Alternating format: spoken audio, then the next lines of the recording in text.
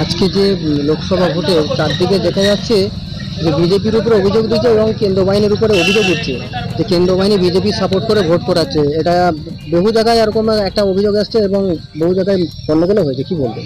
এটা তৃণমূলের culture. BJP মানে কেন্দ্র বাহিনী মানে বিজেপি, এটা তৃণমূল রটাচ্ছে নিজেদের ভোটের লুট করার জন্যে। বিভিন্ন রকমভাবে পথ অবলম্বন করছে করে বিজেপির বুথ সভাপতি থেকে আরম্ভ করে পোলিং এজেন্ট থেকে আরম্ভ করে সবাইকে ধমকানি দিচ্ছে যাতে বুথে না বসতে পারে। কিন্তু কেন্দ্র বাহিনী চাইছে সততার স্বরূপ ভোট হোক। পশ্চিমবাংলায় গণতান্ত্রিক অধিকার ভোটারদের আছে, তারা প্রয়োগ করুক, এইটা কেন্দ্র বাহিনী স্বচ্ছতার সঙ্গে দেখছে।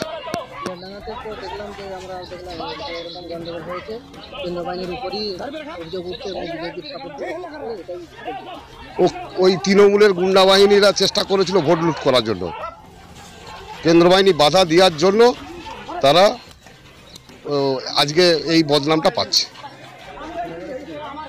শ্রীনগরে ভোট ভালো হয়েছে, 1 নম্বর অঞ্চলে টোটালি ভোট ভালো হয়েছে, 85% ভোট পড়েছে, কোথাও কোনো বিশৃঙ্খলা হয়নি। আজকে তো দেখলাম যে পিয়ারডাঙ্গাতে বহু উত্তেজনা ছড়ালো বা বহু হলো কেন্দ্র বাহিনীর উপরই দেখা যাচ্ছে যে অভিযোগ দিচ্ছে যে কেন্দ্র বাহিনী বিজেপি সাপোর্ট করে এরকম ভোট করেছে, কি বলবেন? সম্পূর্ণ মিথ্যা অভিযোগ। ল অ্যান্ড অর্ডার সবার জন্যই সমান, ভারতবর্ষের প্রধানমন্ত্রীর জন্যও সমান, আর একজন সাধারণ পাবলিকের ক্ষেত্রেও সমান। আইন যে ভাঙবে, যারা আইনের রক্ষক তারা তার ব্যবস্থা গ্রহণ করবে। এখানে বিজেপি মানে বিজেপি মানে সেন্ট্রাল বাহিনী আর সেন্ট্রাল বাহিনী মানে বিজেপি, এটা সঠিক কথা। এখানে শান্তিতে ভোট হচ্ছে, তবে প্রকারান্তরে তৃণমূল সেই সিপিএমের ছেঁড়া চটি পরে যে রাজত্ব শুরু করেছে, সন্ত্রাসের রকমটা তারা পরিবর্তন করেছে।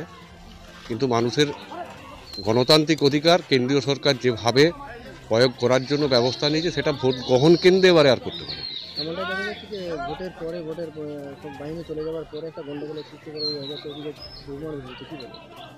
শুনুন, এর আগেও আমরা দেখেছি বিরোধী দল করার জন্যে সন্তানকে হত্যা করে সেই রক্তে মাকে মুড়ি ভিজিয়ে খাওয়ানো হয়।